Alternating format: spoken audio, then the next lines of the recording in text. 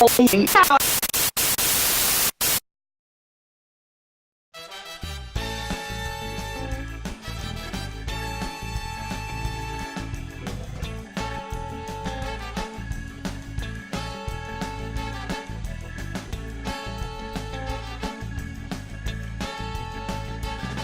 up, nerds? Welcome to DNA Power Block, our all Nintendo show. Remember, you can find this show on Wednesdays at 10 a.m. right here on our YouTube channel and DNAnetwork.net. I'm one of your hosts, Corey Deering, and alongside me from Team Nerd, go like, subscribe, and share, Kyle Waite. What's going on, guys? How you doing today? I say hi. Hi, Kyle. Hi, Kyle. Oh, man. I feel like it's been forever since we did a Power Block episode. Yeah, like but we there missed, wasn't last week, and then we didn't do one the week before, did we? Or did we? We did one. I think it's only been 2 weeks since we've done one. You know what it is? If only I had this thing called. If only I had this contraption that I could check to see scheduling and such. I think that it's been since Ed has not been a part of them. Like, we're confused on what we're doing on the internet anymore. I know. Ed's the Nintendo guy, and he's that's what he's working retail, and it's Cyber Monday as of this recording. You're the Nintendo guy too, Corey. That's you true. Really are. And even though I love my Xbox, I love Nintendo too. Oh, so I love my Xbox too, dude. You should see my Black Friday queue download. Oh my gosh, line. I'm excited. Oh my gosh, dude! Look at that. Look at that. That's all Black Friday? Oh, I see. I see it. Two different Batmans. So it was Arkham Knight and the Telltale? Yep. Nice. Yeah, I was going to wait until the whole game came out, but you and Ed just keep talking about it in our... I still need to play episode 4. I'm going to be doing that probably, I think, tonight or tomorrow, and I'm going to be posting up that Let's Play, so... It's... I'm excited to get on that, but we're not here to talk about Xbox. We already did that. Yeah, we did. For Connected. If you haven't checked out Connected, you can find that on our YouTube page, or you can see it on Team Nerd's YouTube page and check out Podcast Connected, where Kyle hosts and I get to sit in on his channel for, I don't know, what do we do, like an hour? About an hour-ish. I mean, if you spread it out through the week and you watch each of them and then the full episode, it's almost 2 hours. That's right. So that's right. Collaborations. That's how this works, right? Absolutely. We know YouTubes. We know how to YouTubes. Oh crap! Copyright? What? Oh, sorry. That's my own personal stuff. Why is this thumbnail weird? Oh yeah, you had the sizing wrong on those. That was awesome. No, dude. I was like, okay, this looks kind of cool with a little black space above and below the image. It makes it kind of stand out a little bit. But what I didn't realize was when you are the creator, it shows up like that. But when you are watching it, you only see, for something, it zooms in. It doesn't come up like that. And I was like, oh no. So what is half in a owl block? Oh my gosh. It was bad for like, I had to redo like 200 thumbnails or something. That was just bad. I still haven't redone them all. Like all the Overwatch. I know. I still run into one every once in a while. I'm like, hey, buddy, this one. I haven't done this. Like I fixed the ones that the featured ones first, and I do plan on going back to fix the other ones. It's just like, you know what we need to do, Corey, is we need to start a podcast where we talk about the woes of being a YouTuber and just complain about all the stuff that goes wrong on our channels. Oh my gosh, that'd be great. Oh my gosh. We would be able to spend probably 2 hours per day on that. I know, that'd be great. We should do that. That'll be our new Thursday show. Oh my gosh. There it is. It happened. It's why official. YouTube hates us and why we keep going back for more. Yeah. A bad relationship podcast. Oh my god. When no is not enough. Okay, we're gonna stop. We're gonna move forward. This is Nintendo. I know. Okay, so we're here to talk about Nintendo. There's not a lot of news yet. There's not gonna be any news till January. We all know that on the Switch, but there are some interesting things that have come out about the Switch. First, we're going to talk about GameStop took a survey recently and reveals that Nintendo Switch, where did it go?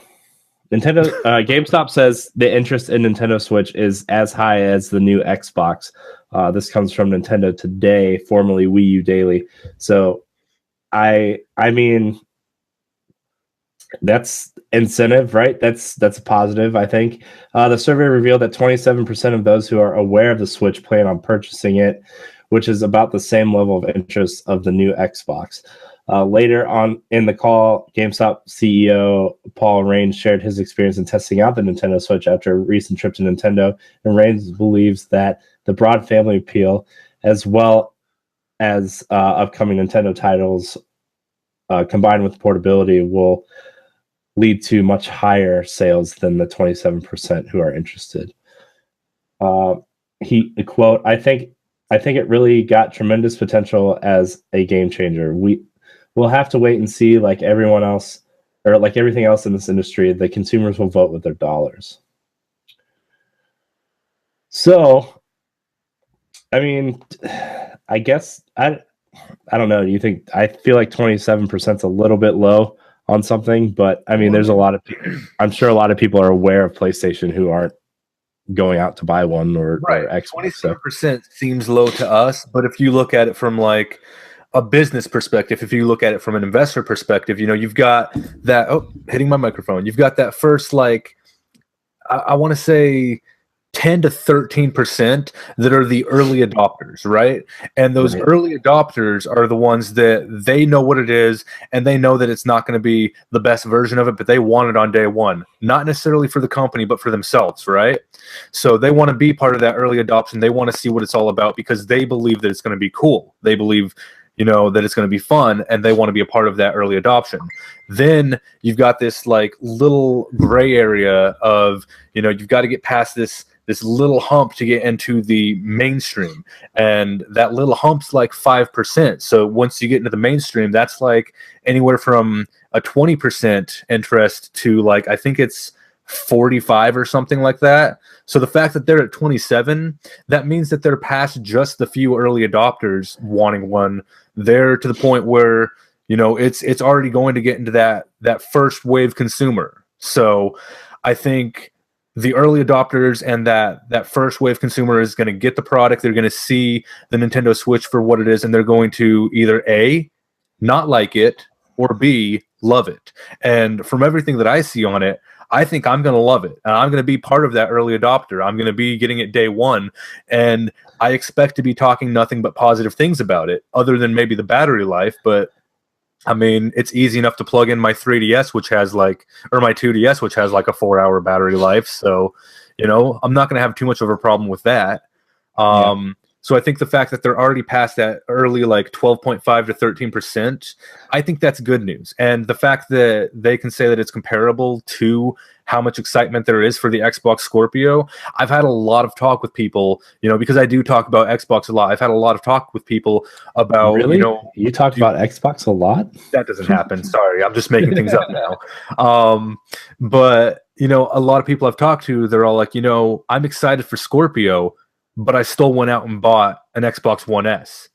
And sure, those are the people again that are in that early adoption stage where they want to have the new shiny, they want to have the new freshness.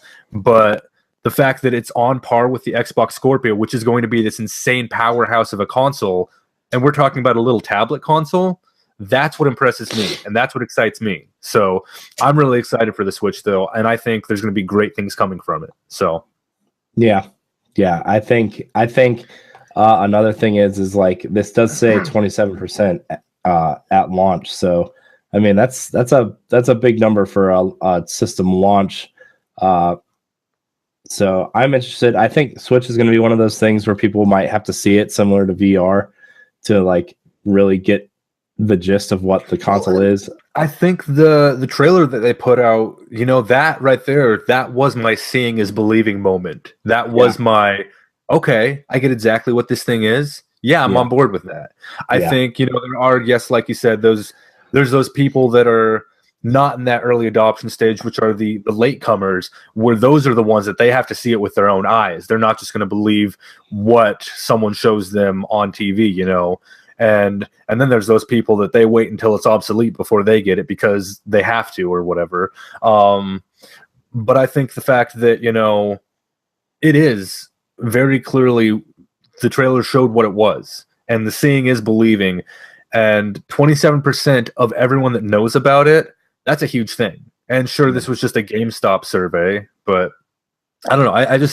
I see this as a very positive message moving forward, and everyone that has gotten to see one or hold one or play with one has only been saying positive things, and that's coming from Nvidia, that's coming from now this GameStop CEO, that's coming from all these other developers. Ubisoft, I think, was praising it that we talked about earlier. So Yeah. I mean, I'm only hearing positive things about it so far. And sure, there's the naysayers that are like, well, the battery life's going to be horrible. But if it's a handheld, I mean, phone, you plug in your phone everywhere. You plug in your DS everywhere. If you still have a Vita, you're used to plugging that in places too. I mean, it's part of the handheld nature. You're just going to plug it in. So bring the charger with you, Right. I don't know. And that's just sorry, I got all business technical stuff there. No, and like as far as battery life goes, I don't remember the last time I really sat down to play like longer than 3 or 4 hours at a time. Well, and like I've been really digging into Pokemon Sun, and I'm enjoying the crap out of that. And my 2DS battery life is about 4 hours because I've got the brightness setting on, I think just one under the max. But I've had this thing so long that the battery life has been diminished a little bit. And I'll sit there and I'll play it and I'll play it and I'll play it. I'm like, oh, the red light's showing up. It's been about 3.5 to 4 hours. Let's just go plug that in. And if I'm not next to my charger and I'm comfortable, I'll get my charger and put it where I'm at, or I'll just go, sit down where my charger is and like play it at my desk or whatever. So to me, the battery life honestly isn't a big deal because the rumor is also that it's using a USB-C port to charge, which, that is awesome because it's not proprietary. And that means that, you'll be able to use that with like any kind of USB plug-in place to charge it. That's even more accessibility. That's awesome. I love the idea of that. So, right. I don't know. And again, that's speculation. That's what we've heard. Yeah. But yeah, I'm super excited. So to transition into something else I was reading up on, Patcher, the infamous Nintendo analyst who always changes his mind like, I don't know, every 5 seconds. Changes his mind more than he changes his underwear. Oh my gosh, that's hilarious. He says that Nintendo Switch will be a great supplement for PS4 and Xbox One owners. He did an entire episode of his show, The Patcher Factor, on the Switch console, where he answered questions from fans and shared his thoughts on the upcoming console. He likes the console. He thinks at $199 this thing will fly off shelves and sell more than either of the other consoles. He still thinks it's going to sit at $249, but he can't justify a price over $249. He thinks it'll just sit and collect dust at $299. Well, that's kind of the thing too, is the price point has been rumored $200 to $249.99, which honestly, it's a weaker system. I know it's new. I know it's different tech, but it's a weaker system. So they're going to be hard pressed to justify coming out at anything more expensive than what the cheapest console is right now, which is $250 for the PS4 Slim or the launch Xbox One model. Right. So I just there's a lot there that, if they do come out at $300, I'm still buying one, but I'm going to see where other people are like, oh, well, I'm not going to buy it until it drops. I think $200 is that perfect price point of you've got the system, and then you get that $250 bundle. You've got the system, the dock, and a game, which it's rumored that Splatoon is going to be a pack-in game. And I could see them selling the system, like I've talked about before, as just the handheld version where you can buy the dock for, $40 standalone later if you want it. So there's a lot that we don't know about how they're going to market this yet. So again, all that price is speculation, but yeah, $300, that's going to be a hard selling point, seeing as how you can buy the quote unquote stronger competitors at cheaper than that. So yeah, I think it's going to sit at around $250. I think Nintendo's done their homework. I think they looked at what worked and what didn't with previous consoles. Well, and with the 3DS as well, because this is a handheld in their handheld market now, and they launched the 3DS at what, $350, I believe? No, I think it was $250. Was it? Because they dropped it to $170. That's okay. I just feel like I remember it being either more expensive or the same price as the Vita. And like that kind of baffled me at the time because I did get mine, not day one, but within that launch week. Right. And I enjoyed it for what it was, but I also had, this Vita that was more powerful than it. Right. 3DS launched at $249.99. And there was like no games on it at launch. So that was rough. But I think, like you said, they have done their homework. They have looked at what they need to do for this. And from all the marketing that we have seen, it looks like they do want to do this at the right price so that they can not only be relevant, but potentially even undercut Sony and Microsoft. And that's not, because they're trying to, whatever, hate on Sony or Microsoft, but because they want to be competitive again, Right. So. Right. So, I mean, I think Patcher has a point, though. At 300, I think it won't sell. But at 250, I mean, I think selling it at 199 is almost too crazy, especially since Nintendo likes to sell things at least at cost. The other thing, though, is that I can't remember who said it, but I remember one of the Nintendo executives was saying that they learned from the Wii U and they do not want to sell it at such an expensive price based on the competitors. Right. And I mean, that right there, that tells me that I think they'll at the most go 250. Right. Because they do want to at least still be competitive, like I've said. So, yeah, for sure. So we're gonna transition into our final topic on PAL Block, which is something we talked about on Connected. Well, as this post yesterday, we talked about it on Connected. Xbox boss Phil Spencer says Nintendo has the strongest first-party games and would really love to see Mario on Xbox One. Spencer said that Nintendo's first-party games, quote, are the strongest of anybody. He said that he would love to see Mario on Xbox One, adding, quote, as someone who has been in the industry and playing games forever, I'll still say it. Nintendo has the strongest first-party of anybody. They're just fantastic, and the memories that they have instilled in so many of us. Phil Spencer has been saying good things about Nintendo for a while. He praised the company's first-party games in the past, and Nintendo was struggling with the Wii U and low sales. Spencer said, never count Nintendo out. So we had an interesting small discussion yesterday, but I want to keep talking about it. I think we both, agreed that if Nintendo stopped making hardware and just went a third-party route, that Xbox would be the strongest fit for them. Absolutely. I mean, and like we've talked about on the flip side too, though, if Nintendo does amazing things, I still want to see a collaboration between Microsoft and Nintendo. I mean, before this topic even came up, like when we first heard about the Switch, I was saying, oh my gosh, I want everything on the Switch. I want Gears of War 4 on the Switch, because I love the idea of a console that's powerful enough to play console games, but also portable. So, yeah.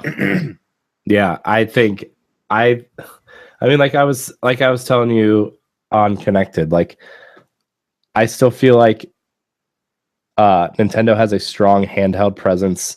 I think it would be interesting to take Xbox games on the go on a Nintendo handheld with an Xbox brand on it. I think that they don't have anything to compete with Sony in terms of a platformer like Ratchet and Clank, where Nintendo obviously has Mario. Right. I think they don't have anything besides Fable, but that IP's been dead for a long time. Well, that's not even necessarily a platformer. I mean, I think their platform would be like... No, I'm saying Fable would go up against something like Horizon, where Horizon would blow it out of the water, whereas Zelda is a little bit more comparable in that realm. I feel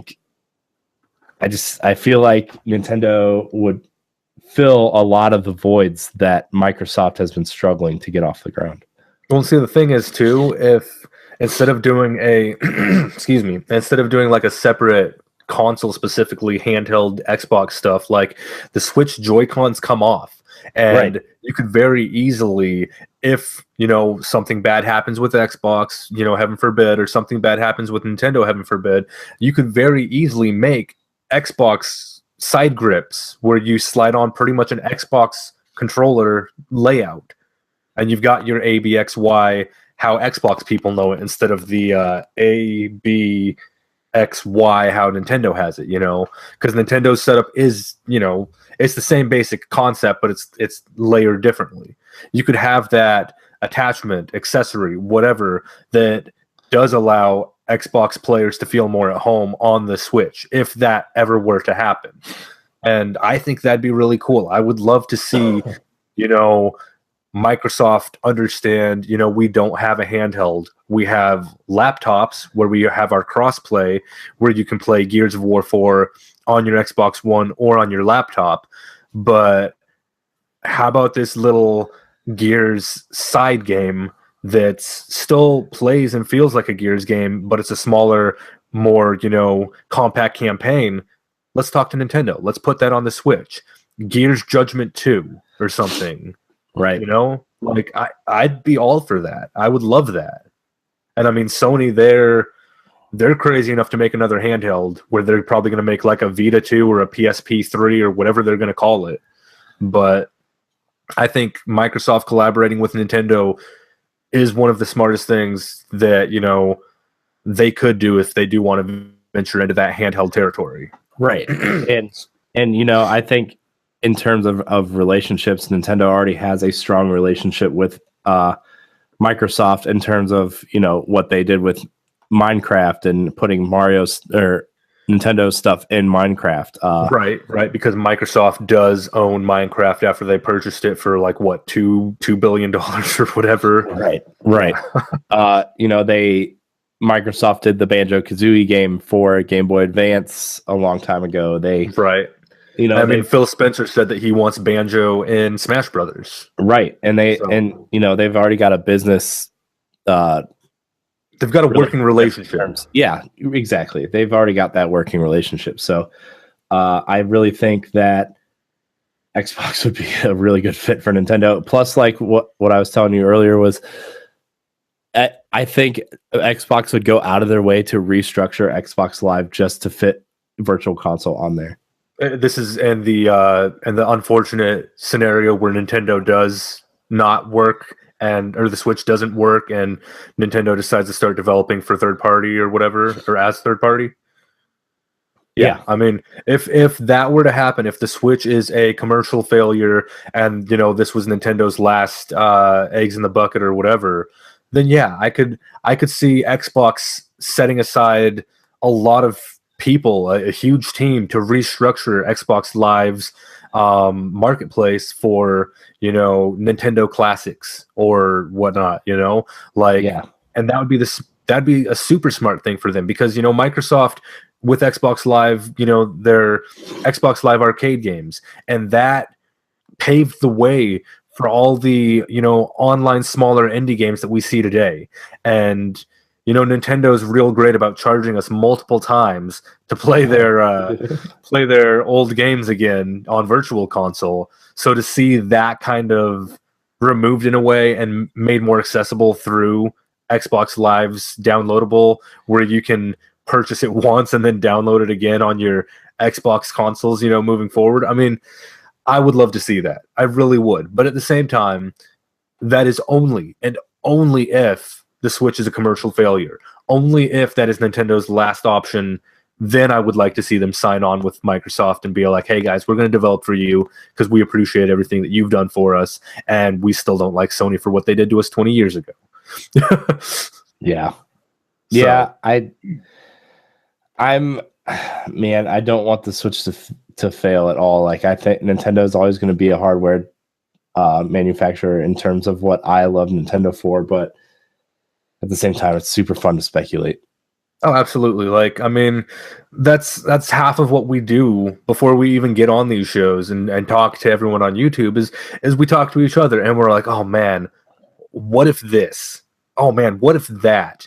You know, we just talked on Podcast Connected about, you know, a fan writes in to Randy Pitchford and he's like, I would really love to see a Gears 4 and Duke Nukem collaboration, you know, and it's like, or a crossover. Like, we're not the only ones that just picture these things. I'm sure there's plenty of gamers out there that have thought of this very scenario, but like, I think it's awesome that we do have the ability to come on these shows and talk to each other and, you know, geek out about all this awesome stuff that we think, but also share that with, you know, everyone that does watch these. So could you imagine a Metroid Halo crossover? Oh my gosh, well, I mean, so shoot, probably 6 or 7 years ago, there was like one of those fan-made videos where it was Master Chief versus Samus, and then Samus takes off her helmet at the end, and Master Chief just stops like, what?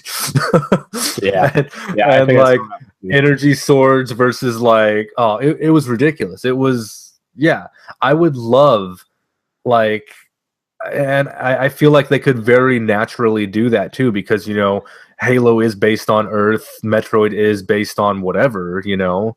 They could find a way to cross that over to where not necessarily Master Chief and Samus meet up, but maybe Samus finds this fallen base of where the Spartans used to be and like learns about their lore, and then like Cortana pops up.